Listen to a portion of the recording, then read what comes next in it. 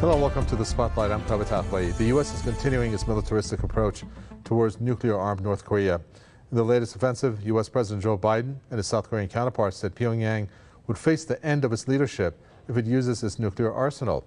Why is the U.S. provoking North Korea, who has been on a rapid pace when it comes to developing nuclear weapons? China has reacted, warning Washington and Seoul against provoking confrontation with North Korea.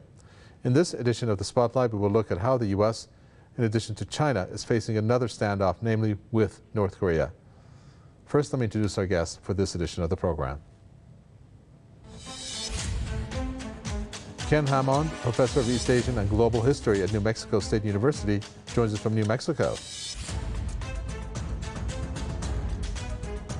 Also joining us, Harley Schlanger, spokesman at the International Schiller Institute, who joins us from Potsdam, Germany. I'd like to welcome you both, and I'll first start with you, Ken Hamon, if I may. The President, Joe Biden, couldn't be clearer in terms of what he said, and let me quote him: "Look, a nuclear attack by North Korea against the U.S. or its allies or partners is unacceptable and will result in the end of whatever regime to take such an action." It kind of reminds us of the will be met with fire and fury, or whatever that was that the U.S. President, former U.S. President Donald Trump said. Which one do you think is worse? Are they sending the same message? Oh, I think they're definitely sending the same message. It's just a question of the selection of rhetoric. This kind of threat to North Korea. Of course, you know, the only reason that North Korea is investing its resources in its own nuclear program is to defend itself against the threat that the United States has constituted towards it for 50 plus years now, 60 plus years now, since the end of the war on the Peninsula. You know, North Korea is in a very defensive position, and these latest actions by President Biden and, as you mentioned, President Trump before him, simply ratchet up the tensions and are part of, you know, America's aggressive stance, trying to maintain its position in East Asia. Yeah, and when you think that the tension is going to be higher, they keep increasing, Harley Schlanger.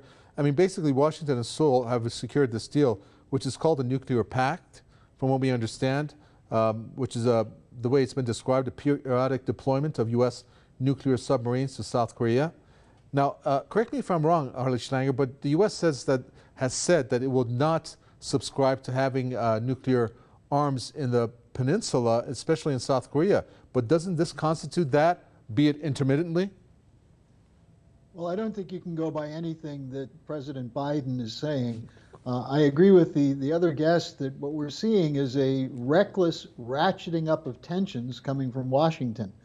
And I would urge the people of South Korea to take a look at what Washington and NATO are doing to Ukraine by bringing the Ukrainians into the war that they're trying to wage against Russia. It's destroying that country. The idea that Biden is preparing for a nuclear response to North Korea, you know, this is at the same time that the Biden administration is accusing Putin of threatening to use nuclear weapons, which Putin is not doing.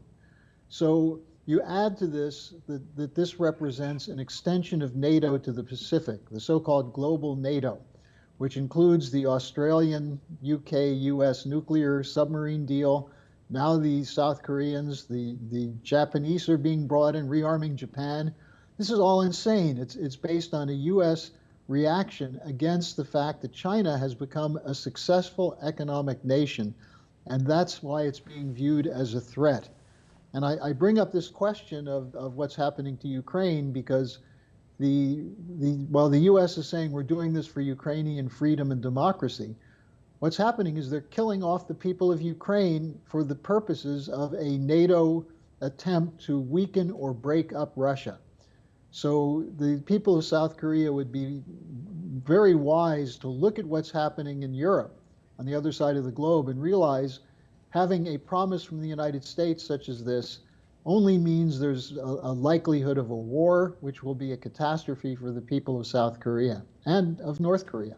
Okay, when our guest there, Ken Hamon, talks about how South Koreans should react to this and take a lesson from what's happening to Ukraine, it makes it sound like South Korea perhaps has sovereignty when it comes to its military doctrine. But correct me if I'm wrong, based on some of the research done here, the South Korea, in particular its military, does not really have a say when it comes to the way that it can react in its foreign policy arena unless the U.S. directs it or approves it. Isn't that correct?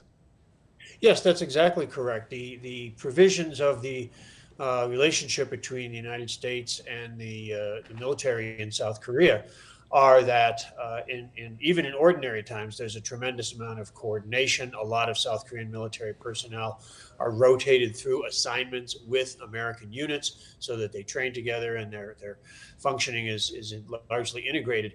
In the event that any kind of hostilities should occur, the command of the South Korean army reverts to the United States. So in essence, the South Korean army becomes simply an extension of American military power in the southern part of the peninsula. So the idea that that the South Korean military is in some way, might be a counterbalance or something like that to American recklessness, I'm afraid is not that's not going to work very well. But I do agree that the people of South Korea need to be very cautious about what their government is doing, and perhaps rethink the power that they have invested in Mr. Yoon, because he is obviously aligning himself quite closely with American interests, which are not necessarily at all the same as those of the South Korean people. Yeah, and when you take a look, Harley Schlanger, at the U.S., and in particular, obviously, Joe Biden, have you detected any statements, any motions, or anything that's even rings any kind of diplomacy when it comes to North Korea? I mean, not even an ounce at this point, going on to almost 4 years now in his presidency. Why do you think he has not even made any effort to pursue down that path, just in statements, maybe not making a commitment, but just invoke some kind of a diplomatic overture to North Korea? Well, I think that's characteristic of his overall policy. Whatever else Biden is, he is a puppet for the interests that are committed to maintaining the United States as the world hegemon, the unipolar order, what Blinken calls the rules-based order, which means the U.S. determines the rules. And countries like South Korea, Japan, Australia become subordinate to U.S. interests. But the idea is that the U.S. is trying to fight these wars with other people's armies. Now, in that context, when you talk about Biden and diplomacy, where's the diplomacy that could have avoided the war in Ukraine? He rejected it. So did NATO. Now the same thing is going on toward China and North Korea. Say what you will about Donald Trump, but he did try to talk to the North Koreans, and there was a brief moment before he unleashed the lunatic John Bolton. There was a brief moment where there was conversation going on with North Korea. There's none of that we've seen from Biden, including back channels. There was a talk of a back channel which never, as far as I know, never really was activated. Well, taking a look at what the South Korean president has said, Ken Hammond, it's interesting. He said Seoul will respond firmly to North Korean provocations, but will keep the door open for dialogue on North Korean denuclearization. This kind of sounds like it's dictating the way that were there to be any talks, North Korea should behave, which is the same error in the approach that the U.S. has made when it comes to North Korea. Why are they not open to negotiations when we're talking about North Korea's firing of these missiles, which has been ramped up in the past year, especially in the past 6 months? Well, I think that North Korea's missile tests and whatever other military developments they're pursuing, as we've said before, these are their defensive measures. North Korea is threatened. We have American troops in the southern part of the peninsula, where the ROK troops are there. Now the United States is talking about having nuclear submarines with atomic weapons on them, making port calls in South Korea. North Korea's obviously, got to do something to try to keep the United States and its its projection there in South Korea from simply trying to get rid of it, trying to destroy it. That's the long-term objective, of course, is to get rid of the North Korean regime, get rid of the North Korean government, get rid of the North Korean state. So I think that when the South Korean president, makes a gesture of sort of saying, well, we'll go along with the United States, but we also want to, leave the door open for possible talks about denuclearization, and then agrees to having these port calls by American nuclear-armed submarines. The contradiction there, it's just barefaced. I mean, it's just the way that they say one thing and do another thing. We see this in American political rhetoric and political actions a lot, that there's this sometimes verbal commitment to certain principles, and then the government acts in ways that are diametrically opposed to those. So I think that the reluctance to even broach the idea of negotiation, of an engagement with the other side, just reflects the depth of the anxiety, the depth of the fear that American political elites have of losing their dominant hegemonic position. And I think that they fear, I suppose, starting down some slippery slope that's going to result in a further deterioration of their power. But I think that it's a very dangerous attitude and posture to maintain. Well, Harley Schlanger, you talked about the former U.S. President Donald Trump, and you said whatever you think about him, at least he made an effort to speak to the North Korean leader, and that was a positive sign. But when it came down to it, wasn't there also no, at least openness, maybe, when it came to any type of sanction relief for North Korea, which appears to be one of the things that North Korea is not getting from the U.S.? I think if we want to take a look at that, that is something that perhaps is an impediment. It's stopping any type of perhaps cooling down of North Korea and being more open towards any diplomatic and negotiated type of settlement for this. Well, you're absolutely right about that. There's a complete hypocrisy. And I wasn't defending Trump. I was just pointing out that he at least had a discussion process. But you're absolutely right. If you want to have rapprochement with a country, you don't start by sending nuclear submarines in their backyard and talking about the willingness to use nuclear weapons to defend your ally in South Korea. The negotiations start by looking at what's the big problem there. North Korea has an economic crisis. It's had it for a long time because of its isolation. You don't solve that problem by making them more isolated, by rattling sabers at them and talking about deliberate action to ensure the protection of South Korea, which wouldn't need to be protected if there was a true rapprochement. I think the hypocrisy of the U.S. policy is now seen by virtually everyone. I'm surprised the South Koreans have been blind to it. I'm not so surprised about the Japanese because they have a whole history of this. And the Australians, well, they're part of the Five Eyes. But most of the rest of the world is moving away from this kind of U.S. hegemon, unipolar order idea where the U.S. makes the rules and everyone else has to submit to them or be targeted for military action. So I think what Biden, Trump, whatever he intended to do, he failed. Biden is not even willing to make a gesture. And I think that speaks very poorly for not just Biden, but the people around him, such as Blinken and Sullivan and Victoria Nuland and the old Clinton-Obama crowd like Susan Rice. All of them are part of the Democratic Party war hawk faction. And that's not a solution to these kinds of problems. Well, Ken Hammond, let's just say by some miracle, by something that perhaps the U.S. may do, North Korea is willing to think about getting into some kind of negotiations with the U.S. But when it thinks about getting into that diplomatic arena, there's a precedent that has been set.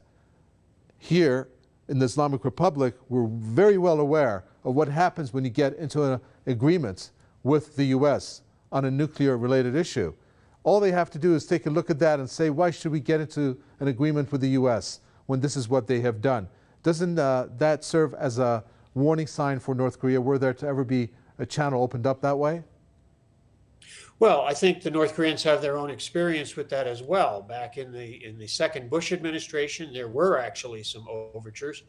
North Korea stepped away from some of its research, some of its nuclear development, and there was a program to sort of move forward with negotiations and with providing assistance to for energy development and things like that. And the United States subsequently completely abrogated that, walked away from that, just dropped it like a hot rock.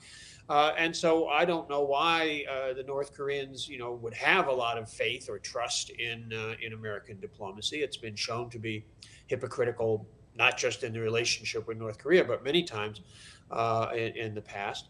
So, the dilemma, of course, is that North Korea would like to be able to, devote its resources to its own economic development, to improving the livelihoods of its people, but it is under constant, relentless pressure and threat from the South, from the United States, which requires it to maintain this military development.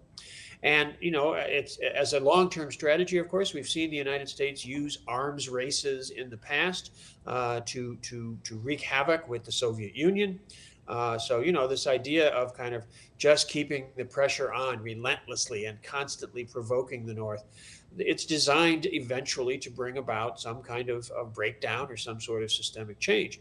So I think that North Korea is entirely reasonable in learning from their experience and learning from the experience, as you mentioned, of the nuclear discussions with the Islamic Republic, and the United States just does nothing but pursue its own self-interest or the self-interest of its ruling classes, and North Korea has to make the best path that it can in navigating that situation. All right, let's talk about China a little bit here, Harley Schlanger. And first of all, China has said all parties should face up to the crux of the Korean Peninsula issue and play a constructive role in promoting peaceful settlement of the issue. What's very interesting about China in terms of what the U.S. Has said regarding North Korea, and also what the U.S. has asked Russia, is that it has said both Russia and China should play a role in using their influence on North Korea for it to stop firing these projectiles. Why would China even entertain that thought when the U.S. is after China offensively, militarily? And I'm not going to say, of course, how the U.S. has been after Russia and the way that Russia has responded to this, and China. Well, the Russians and the Chinese know something about the intention of the ruling establishment in the United States. It's not to establish zones of peace and economic development. Everywhere the United States goes, as at the same with the situation before that with the British Empire, people are left impoverished. The idea of the United States is not to have economic development in these countries. If we wanted to, we could do that. And you're absolutely right, starting with ending the sanctions. Sanctions, in my opinion, are war crimes because the more people have been killed in some of these countries like Iraq by sanctions than by the actual war. And on this point you were making about the Islamic Republic and the U.S. treatment of Iran, look at Libya. Libya also ended their weapons of mass destruction program, and look what the U.S. did to Gaddafi. So there's no reason for North Korea to have trust and confidence in the United States. And now we're hearing the same thing from Putin. What Putin has said is there's no one to work with in the West. There's no one we can trust because of the level of betrayal. But that's the question of intent. And I think it's really important to understand that the leaders of the United States and both parties, the leaders of most of the political or the governments in Europe, have an intent to maintain the limited sovereignty of nations outside of their own circle. And that's something which is changing now. Countries are demanding the right to have economic development, an end to the colonial and neo-colonial system. And the U.S. just keeps doubling down on insisting that we in the United States can make the rules and everyone else has to obey, or we have NATO or global NATO to enforce those rules. And that's not a winning proposition. Curious to know, whether the countries in that region, Ken Hammond, are on board when it comes to what the U.S., Japan, and South Korea, for example, are doing when it comes to North Korea. I mean, surely these countries don't want any type of military confrontation to happen here, especially when you're talking about a nuclear one, potentially. I'm sure they're not all on board when it comes to the U.S. move towards North Korea. Or are they? Or how do you feel the situation is like there? Well, I think there's a range of variation across the region. Some of the governments, and we have to be clear that these are decisions that are being made by governments in power in different countries. Some of the governments, Japan and at the present time South Korea, are aligning themselves closely with the United States. There have been large demonstrations in South Korea, also some demonstrations in Japan, expressions of protest against that alignment, against these new policies, against the rearmament in Japan. I'm sure that there will be concern expressed by many people in South Korea about these nuclear armed submarine visits that are on the agenda now. I think if you look elsewhere around the region, you can see countries that are very anxious about the American role. Even a country like the Philippines, where they're having base agreements with the United States again, but there's considerable unease about American conduct. And when you get down certainly into Southeast Asia, Vietnam, Laos, Cambodia, Thailand, even Malaysia, Indonesia, these countries are very cautious in their attitude towards the United States. They don't want to totally alienate the United States. They don't want the United States to start seeing them as enemies, because that's a very dangerous proposition. But they're very clearly expressing their desire to find, at best, maybe a middle path, a way not to be aligned so closely with the United States, because they recognize that really the future in East Asia, Southeast Asia, and much of the world is the future of China's developing economy, China's developing, new society, and that the United States is trying desperately to hold on to a declining preeminence in the world, and that's a losing proposition. And I think countries are frightened by what the United States may do to try to protect that. And I think many countries are, and certainly many people are very anxious about the state of play. Okay, final question, Harley Schlanger, in under a minute. So you have a checklist from the U.S., military exercises with regional allies, check. Now you have a nuclear armed submarine, check. You have sanctions, check. What other things in the toolbox does the U.S. have that it may exercise that may cross that red line for North Korea? Well, I'm not sure what would cross a red line for North Korea. The real issue here is that there is an opportunity for peace. This is the approach that the Chinese have been taking. This is what the G20, outside of the Western countries, the G20 is looking for a change in this. From the U.S. side, the only thing that I see that would change it is the fact that the U.S. can't afford a two-front war. And I mean, they can't afford it militarily or financially. And at some point, you're going to have to pay the piper. And I think it's more likely that the U.S. will cross its own internal red line. And hopefully some people in the U.S. will come to their senses and back away from this kind of confrontation. Thank you very much, Harley Schlanger, spokesman, International Schiller Institute. Ken Hammond, professor of East Asian and Global History at New Mexico State University. Thank you. With that, we come to an end for this edition of The Spotlight. From me, Kavitagwe and the team, it's goodbye.